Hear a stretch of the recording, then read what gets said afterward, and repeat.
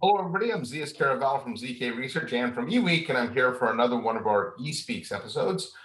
These are conversations we have with thought leaders from interesting companies to get caught up on what's going on in the tech industry. And I'm joined today by Scott Register, VP of Security Solutions at Keysight, which is actually a pretty broad company. You guys have a lot of different products. So, Scott, tell us about what you do there. Sure. So Keysight actually is a pretty big company. We trace our roots back like through HP and Agilent, right, to the original Hewlett-Packard, right? Two guys in their garage building oscilloscopes. We're now, certainly one of the world's leading kind of electronic supply companies, and we do testing and things like that. Basically, we help our customers accelerate their path to market, like help our customers accelerate innovation. And specifically, I run security solutions. So what I do is I came in through an acquisition called Ixia, who did a lot of security testing. Obviously, you are familiar with us. And so I'm taking our security research expertise and kind of helping to spread it across the broader Keysight portfolio. So everything from 5G to connected cars to enterprise security testing. So pretty exciting. Yeah, actually, what I've always liked about Keysight and Ixia even before that is because you guys are involved in testing, you actually have to know what the next thing is. Yes. By the time yes. We start talking about the next thing, that's old news to you, and you're already on to the next thing, right? So, yes. If you'd like to see a demo of 800 gig switching, call me up. We can set that up, right? Yeah, well, the world's of course just getting onto 500 now, or 400. Now, you mentioned security reports and things like that, and some research that you have. I know Keysight recently introduced a new security report, and can you share with me what some of those key findings were? Because this is security's exploded, right? Oh, absolutely. And boy, it's even looking at the security report from 2020. A whole lot has sure happened in the last 4 months that we can talk about as well. One of the big changes, which we've only seen sort of accelerate, since then, is a rapid uptick in phishing, and with a specific goal of ransomware, like economic gain, right? So hacking is now 100% backed by large, well-funded organizations. I'd say the goals are, sometimes it's intellectual property theft or espionage, and sometimes, in fact, the majority of the time, it's outright finance, right? It's outright financial theft. So in the uptick of COVID at the beginning of last year, we saw a 62% increase in phishing attacks, mainly targeted at malware and specifically ransomware downloads. So that was a huge uptick right at the beginning. And healthcare organizations were in fact often targets of those at the beginning. They're under a lot of stress, right? They were having to respond to the pandemic, things like that. And so adding on the added kind of strain of having to respond to like ransomware attacks meant they were very motivated to just pay up, right? Which is not necessarily what we want, but that was something that, hackers are smart and they're well funded, and they could take advantage of that stress on the industry to basically make more money. They just got a quick payout. Yeah. Now, actually, I was talking to the CIO from one of the Florida hospitals, and he was telling me that they invest heavily in crypto just for ransomware, and they don't even ring trade; they just pay it out. They've almost started looking at it as the cost of doing business, but it's a terrible cost of doing business. Yeah. So, although interesting development just this week, AXA, large insurance provider, and one of the things that they provide is cybersecurity insurance. At least in France, they've stopped providing ransomware coverage as part of their underwriting, right? Because that's a big deal, and I expect that to continue, right? Because there are a lot of reasons that we don't want people to pay out ransoms, right? Because basically it encourages more. Like governments don't want it, insurance certainly don't want it. Just like you said, someone thinks that the cost of doing business, and it is.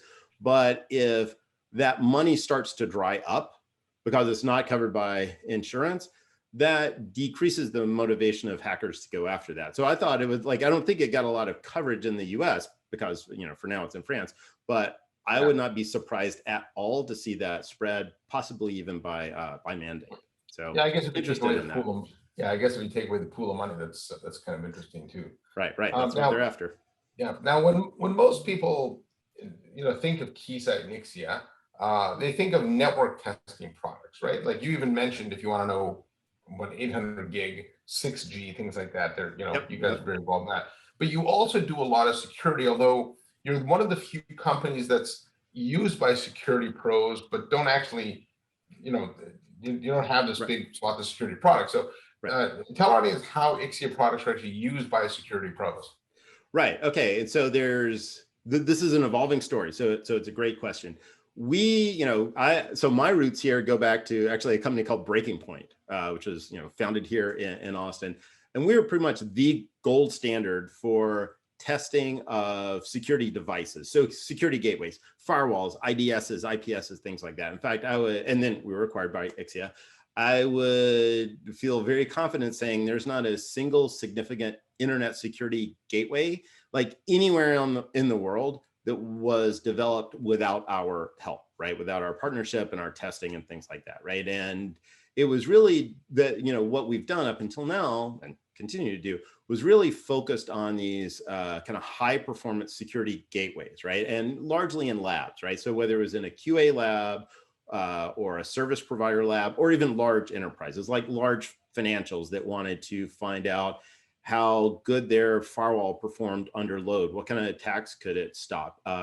If you're under a DDoS attack, what kind of performance could valid users see? That kind of thing, right? But it was really a pre-production kind of testing, right? Like how well can this thing possibly perform? And that's kind of the standard QA testing.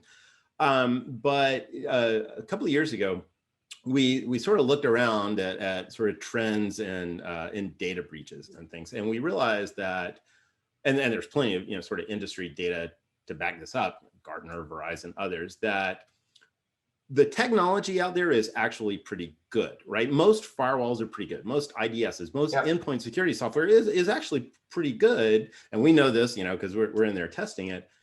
And yet we see headlines every day, right? I mean, just this week, like Colonial, right? There's stuff going on all the time. People are getting breached. And we said, well, how can we help to solve that problem? Because we don't want to build like another firewall, another IDS, right? There's plenty of those out there, but we've got this great security research team. We've got this great testing capability. Why don't we sort of repackage that in a way that's very sort of friendly, on-demand, SaaS, easy for like an enterprise customer to use on their network, not to do stress testing, not to find out if you can sustain like a terabit of throughput, but to find out if you're susceptible to phishing attacks or malware transmission in email, or can certain pieces of malware get through your firewall, right? So you find out about some recent APT and you want to know, oh, am I vulnerable to those attacks? We let you safely simulate that on your network with a product called Threat Simulator. And so, we'll work all the way through the MITRE process, right? From reconnaissance all the way through, and tell you at each stage, what are you susceptible to? Where are your vulnerabilities? What could you stop? What did you flag as suspicious but not stop? Or what were you completely blind to? And then we tell you how to fix that, right? And so we think this is one of the best ways to help our customers improve their security. They've probably bought and deployed plenty of good stuff. They don't need to buy and deploy like more security stack. They've already got dozens of dashboards, right? What they really need is to figure out where the gaps are. The landscape is changing every day, right? You've got to reconfigure. You've got a new partner. You've got to respond to the rush to remote. The threat landscape changes all the time. How can you make sure that all of those things you have deployed are working correctly or configured optimally today? How do you prioritize like the things that aren't, and how do you go fix those? So that's what we're doing now to help make sure all the money that's being spent on these security devices, that our customers are actually getting a return on all of that investment. So that's what we're doing now. Yeah, so you're letting customers get better return on the security dollars already spent. Yeah. Yes, that's right. Kind of interesting. Yeah. Now you talked about sort of changing the industry. What are some of those big changes now? Like this is a relatively new product. We've kind of survived. You could argue security's never really worked, I suppose, but we've kind of survived. But what are the big changes that are driving the need for Threat Simulator? So one of the biggest changes over the last few years, and this you can look back at like what our security report shows and the uptick in like phishing and other attacks. There are far too many kind of attacks against your network every day for you to be able to sort of manually see to the pants, keep up with them and block them. See something suspicious. Oh, that looks bad. I need to track it down. Let me go reconfigure something. Let me on the fly reconfigure my SIM rules. I mean, and really that's where we spend a lot of our time, is reconfiguring that SIM. The flood of alerts coming in is simply too large to kind of manually process. I mean, the reality is hackers aren't magical. They aren't invisible. They leave clues, right, in your network, right, when they attack. But most of the time, SecOps teams don't know what an attack looks like until it's in the rearview mirror. And then you're going back and you're doing your incident response, you're doing your forensic, and you go, oh, that's what that was. Right, now you know. What we do is we let you get ahead of that by running these attacks in your network, finding out, oh, this is what this kind of attack looks like. Go and configure that SIM ahead of time so that when something real happens, and you know it's going to happen, you've already seen it. You've already experienced that. You've already had the chance to go in and configure, your security tools in your SIM and give your team the training so that they can respond appropriately. So that, oh yeah, I know what that is. I've already configured to stop it. I know I'm under attack, but I know that I'm also secure, right? So that's a big change. The volume of attacks is so high, you can't wait until you're under attack to figure something out and go fix it. Yeah, and that's in fact that's made the SIM almost, I'm not going to say irrelevant, but it certainly have strained the SIMs, because every big breach that we've seen over the last probably 5-10 years, every SIM vendor claims they caught it, right? But there was so much noise on those things that it just wasn't, it wasn't visible. So yeah, and frankly, I think a lot of the investment in like SOAR technology, like no one's really automating security. No one's automating like firewall changes and things. No one trusts that yet. SOARs are really bought and deployed just to do alert triage. I mean, that's really what we're automating, is turning down the volume on SIM alerts. That's really what like most of the SOAR money is being spent on, my personal opinion. But that's what we're doing. There's too much to keep up with. We're trying to use machine learning and other technologies to just get a handle on that and figure out what we actually need to pay attention to. Yeah. Now, anyway, so back to Threat Simulator. I know the flagship product for Ixia is the Packet Broker. Is Threat Simulator, is it a feature of that? Is it a complement to it? It's complementary, right? If you look at, let's take SolarWinds, right? The Sunburst breach as an example. What are some of the things that we learned from this, right? Along with things like the importance of zero trust, right? You want to, as we just discussed about Threat Simulator, you want to find it before they do. You want to attack your own network in the same way that the bad guys will, so that you know that you're in the best possible position, given your security stack, to detect, to respond. You also want to be able to monitor everything in your network, that there are no sort of dark corners in your network, right? So the way that you could most easily detect if like the Orion if you had downloaded a corrupt Orion update, it's on your network, the best way to detect quickly if it had been activated is by monitoring DNS traffic, right? And looking for queries to a certain set of domains. Even if you're going back like after the fact to figure out, oh, we've cleaned up the Orion software. Did we ever have a problem? Can I go back and look at all of the DNS traffic? And those DNS connections may not have gone through your typical DNS server. They may have gone directly to some external server, right? So you want to make sure that you've got complete visibility and capture of all of that traffic so that you could see if something happened. Now, let's say they did download something, right? So now you've got this, network administration package running with privileged access on a distributed set of systems that are being monitored. Do you have, let's say that happened in your network, as it happened in, several hundred. Do you have complete monitoring capability, not just dependent on sort of server logs, which can obviously be corrupted? Can you monitor all of the network traffic in and out of those? Can you spot things like lateral movement? Oh, I got on this machine and now I'm moving to these others. Now I'm moving to these others. So what we really give you, like with our network visibility products, is complete visibility, whether it's in the cloud, in your data center, in a branch office, whatever. Let you see every single packet on every single network segment, filter out, select the ones that you want to see. Like one of the things we always pay a lot of attention to is DNS, so that you can collect all that data back to your security tools, make sure that there are, again, no blind spots on your network, so that if something happens, and we always assume now something is bad, right? There is something bad on your network. Just you will be in much better shape if you assume that there's something bad on your network right now. Can you see it happening wherever it is? And that's what our network visibility tools like the TAPs and the packet brokers do, is make sure that wherever something happens, you can see it. Yeah, it's interesting. I've positioned sort of today's security environment as an asymmetrically growing problem where the bad guys have so many more entry points, and the good guys and they just have to find one way in. Yeah.